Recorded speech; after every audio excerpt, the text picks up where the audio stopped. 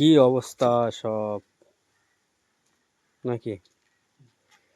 ভালোই তো ভেঙে দিল। ঘরটা কিরম ছিল,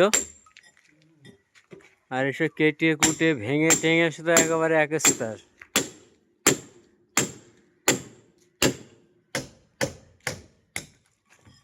মারো লাথি আর সব ভাঙা হয়ে গেল। অসুবিধে নেই, কালকে এসে সব কাঁচরা পরিষ্কার করব,